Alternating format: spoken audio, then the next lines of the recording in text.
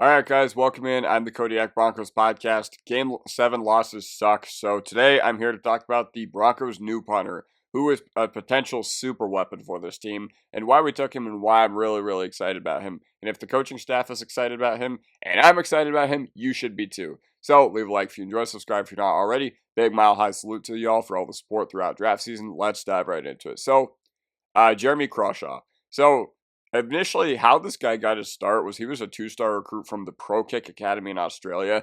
I could not find where the Pro Kick Academy is located, but he was the number 5 Australian player in the 2020 recruiting class and the number 2 punter in the overall class as well. So he must have absolutely killed it at the Pro Kick Academy camp. But yeah, in 2021, he was named to the All SEC freshman team. He punted 52 times in 13 games, and he put up 21 punts inside the 20-yard line. Now, for reference, I don't have any statistics to back that up, but I feel like, being able to pin your opponent inside the 20 on around 40% of your punts roughly is pretty good. So, especially as a freshman. So, well done there. And he just got better and better every year. And that's one thing that really impressed me when I was looking at him is that he became a team captain in 2024, and he just progressed. The progression was just absolutely great. So this is all available on the Florida Gators website, and one of the other things I was able to find was that in 2022, he averaged 48 yards per punt with 13 punts of 50-plus yards or more, and you're going to see when we break down the film that you would never think he's punting in the SEC. Like, some of the leg strength that he showcases on some of these punts is absolutely absurd. And in 2023, he became Florida's all-time net yards punt leader with 46.7. Then in 2024, as I had mentioned, he became a team captain. He punted 59 times in 13 games for almost 2,700 yards, with 25 falling inside the 20-yard line. So he definitely got his work out because I think they only played 13 games last year. So he punted roughly 5 or 6 times a game, which, yikes. But yeah, either way, he was my favorite Broncos pick in the draft. I promise I'm not being held at gunpoint off camera right now. I promise I am not being held hostage 100%. You don't need to worry about me. He was my favorite pick of the draft, no questions asked. Okay. So looking at his NFL draft buzz profile, so looking at some of his strengths as a punter, you're going to see that he has elite ball placement ability. And I know that these can get a little wordy, so I'm just going to go through the highlights of them. Apparently, he has exceptional hang time on deep punts, regularly hitting the 4.5-second sweet spot that allows coverage units to, sprint downfield and, eliminate those explosive returns. And it feels like, the Chiefs, they always have a weapon back there at punt returner. It feels like, we play very strong special teams teams in the division as well. So, having a guy like Jeremy Crawshaw is going to be great for us, especially because now he's going to be punting in Denver. Now he's going to be punting in the easiest place to punt probably across the entire NFL. So, yeah. And, he's naturally a smooth athlete. I'm curious to see how good is his arm, because I think, maybe he'll carry out some fakes to him, but apparently he has impressive leg strength with multiple 60-yard punts, including a career-long 69-yarder. Wow. Have we had a guy on our team that could punt 69 yards in years? I don't even know. But he's also been a holder on field goals and PATs, which that was a question I did have. I had a question as to if he was going to be sound enough to hold, which sounds like he will be. And I mean, that's just kind of the way the modern NFL is.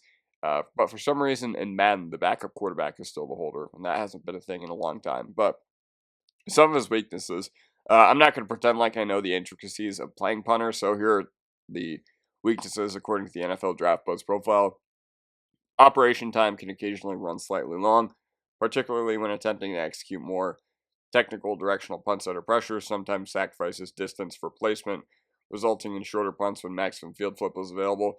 Oh well. Limited experience punting in cold weather environments could require an adjustment period for certain NFL landing spots, showing occasional inconsistency when forced to handle poor snaps or pressure situations. I don't know. I just feel like that this is something that can be very well coached out of him by Sean Payton and Darren Rizzi. But yeah, so that's enough of my words and my slides. Let's watch some film. All right, everybody, you know me. Shout out to Guru Film Room, particularly Andy over there for uploading Jeremy Crawshaw film so I could do this breakdown. Link will be in the description below if you want to check out Guru Film Room. Let's dive right into the punter film. So I think this is Florida against UCF, and this one's absolutely great. This is a coffin corner. Look at this. Lined up at their own 44. And this one was directionally really sound because, he doesn't go too far to the right, but he goes just enough to the right to where he can, pin UCF back within their own end zone pretty much. Look how glamorous he looks too. That mustache is going to be awesome in Denver. All right, check this out.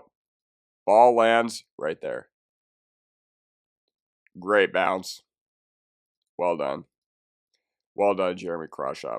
All right, the second one against Tennessee. This is one where he pins Tennessee inside their own 10-yard line.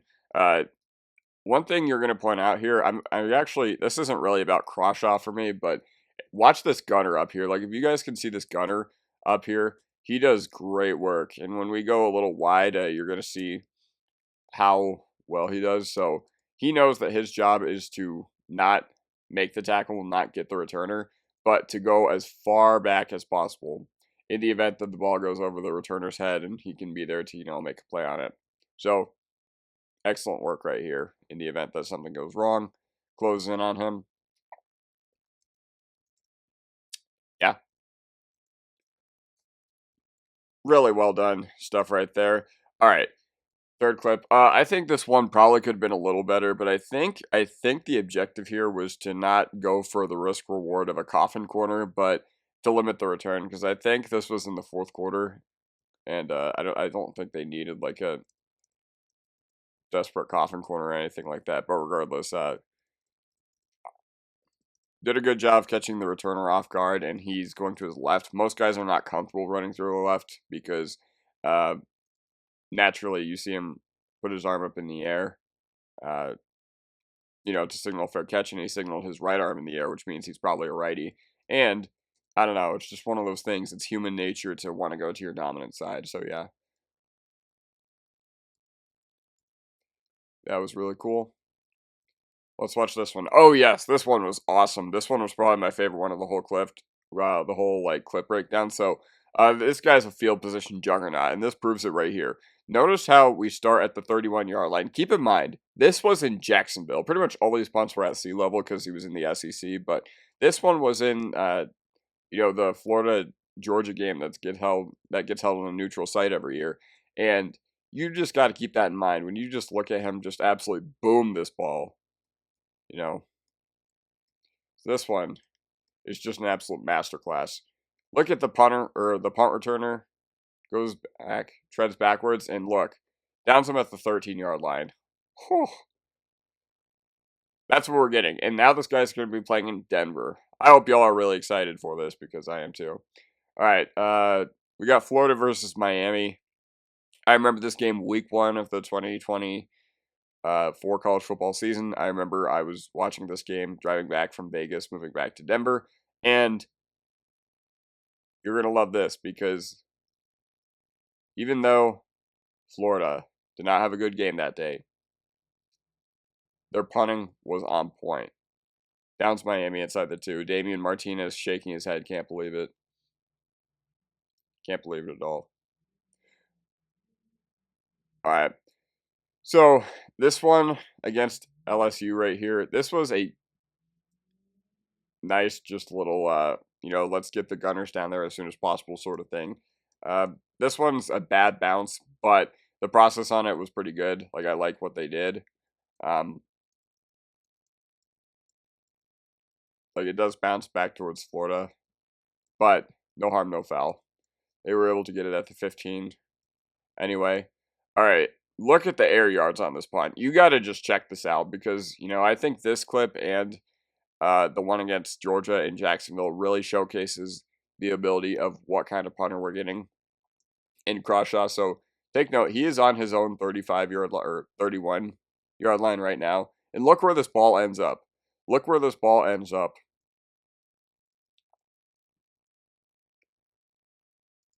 All the way to the opposing 9 or 8-yard line. And look, the guy actually muffs it real quick. He bobbles it, and then, unfortunately, the coverage does let him get like a return, a couple yards on the return. But still, man, you can't do it much better than that. I just got to say, you can't do it much better than that.